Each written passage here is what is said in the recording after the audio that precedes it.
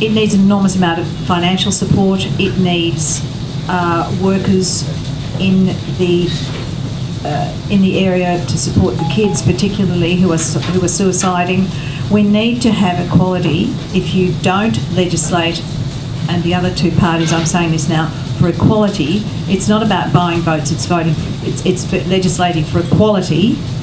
If you do not have that equality, if you do not have the education out there in the schools and in the community to make people understand that there is no difference, that there is just total equality, that you are just another member of community like all of us are.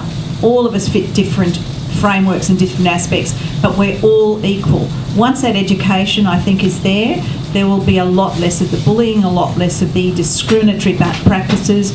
Get rid of the discriminatory legislation.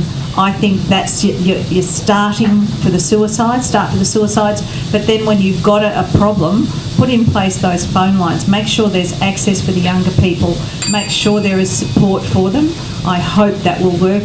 It is not working totally in our mainstream community. We need to do a great deal more, I think, to meet the needs of people who feel so discriminated and so unloved and so unwanted that death is the only solution. Rob.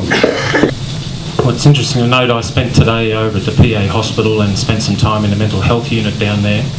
One of the discussions that we had was that the payroll system that so far has cost $209 million to put in place is 41% more than the mental health budget that they've got to work with people that are struggling with issues of self-harm. It is a terrible tragedy. I've seen too much of it when I was in the police. It involves having a realisation that resources need to be assigned to mental health. It is a disease that is manageable in a lot of cases, and left neglected comes to such a disastrous end. It's not outside our party's policy to ignore everybody that is having trouble in the community, and one of the reforms we want to do is have a look at wasteful government spending so that there's more dollars there available for people that need assistance in the community, no matter who they are. And Grace. Thank you. Look, I guess there's one thing that I do know is that some of the sentiments that have been going around lately certainly isn't going to help suicide for this community.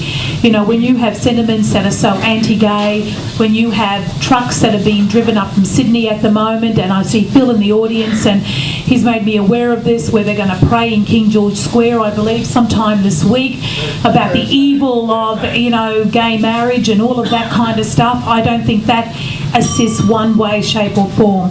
To me, what we need to do is to come out proud. In this game, you stand for what you believe in and you are counted.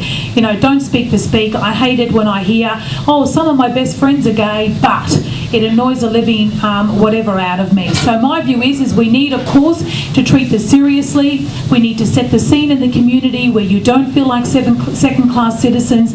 We need to work with the community about what kind of funding we can provide you going forward, like we've done to Open Doors in the past in relation to youth, and to engage in this community much more, and to say, how do we address this issue? How do we work together to bring about policies that deliver a minimisation of suicide? So it's not just one thing that's going to sort this problem out. It is a series of things, and I think we as a Labor government, as Andrew have said, had stood up and make ourselves be counted.